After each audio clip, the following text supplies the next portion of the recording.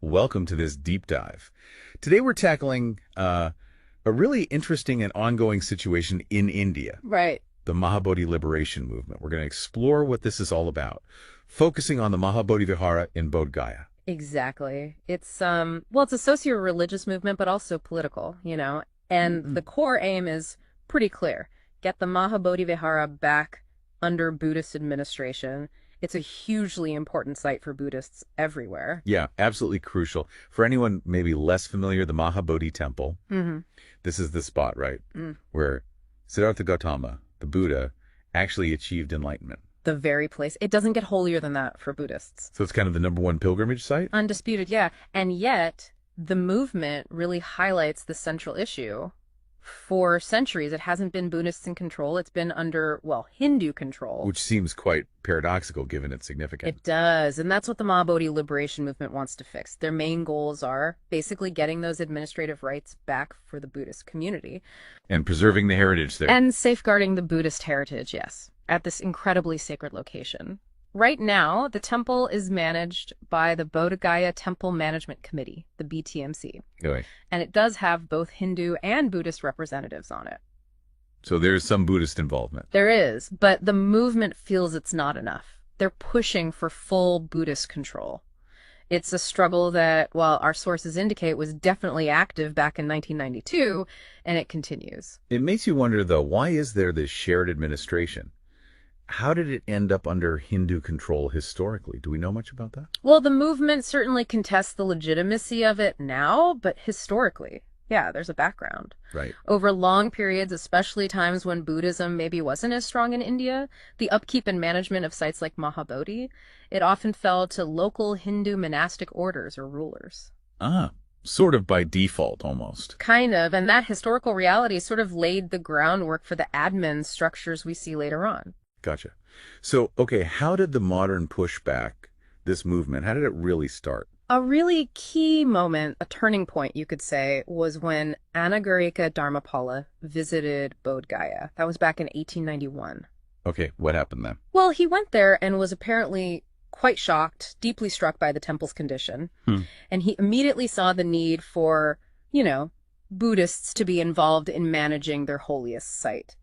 That visit was really the spark. The spark that lit the fire, so to speak. You could say that, absolutely, because just a few years after that, 1895, the Mahabodhi Society gets set up in Sri Lanka. Directly because of his visit. Directly resulting from what Dharmapala saw and his dedication to changing things. That was the beginning of the organized effort, really. Okay, so the society forms, and then later we get this piece of legislation, the Bodh Gaya Temple Act.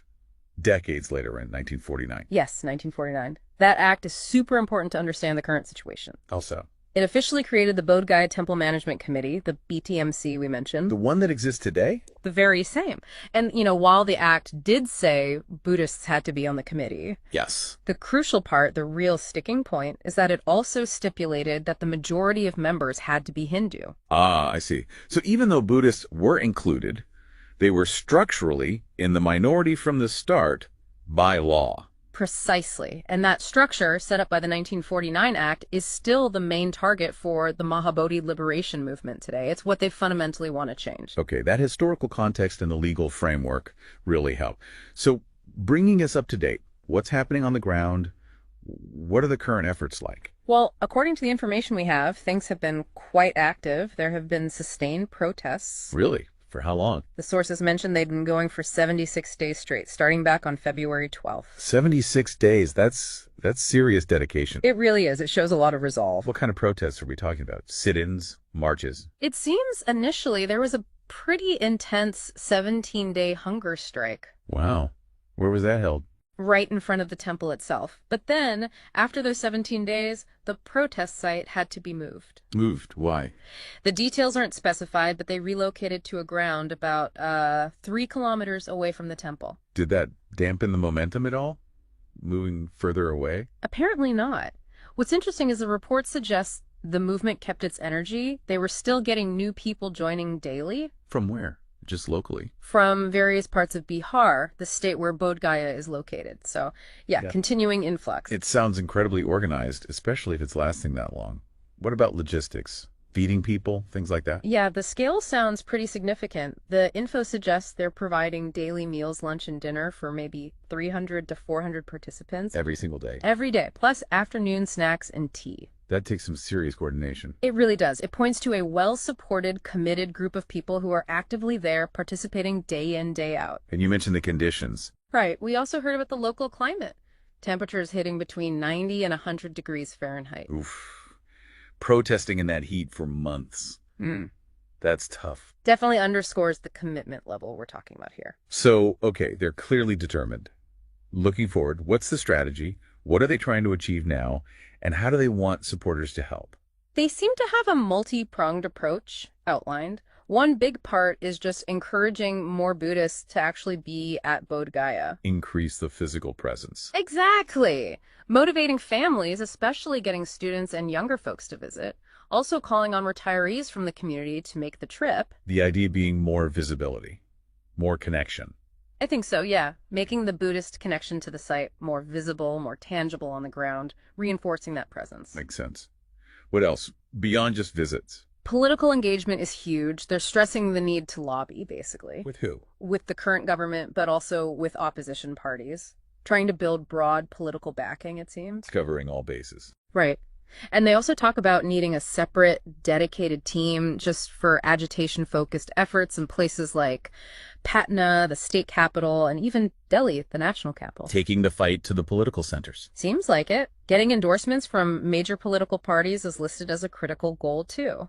So a real push on the political front. Definitely. But they also recognize they need to strengthen the movement from within, you know? How so? Well, they mentioned that while lots of the current protesters are coming from states further afield, like Maharashtra, Madhya Pradesh, Gujarat, Haryana, Bengal, even the Northeast, Okay. they specifically need more local involvement, more people from Bihar itself joining in. And anywhere else. And they pointed out South India as a region where involvement in these protests hasn't been very significant so far. They're looking for broader support geographically within India. Interesting. So trying to build a wider, more unified national front for this. That seems to be the strategy, yeah. Engaging politically, increasing presence, and broadening the base of active support. So wrapping up this deep dive then, we've looked at the Mahabodhi liberation movement in India.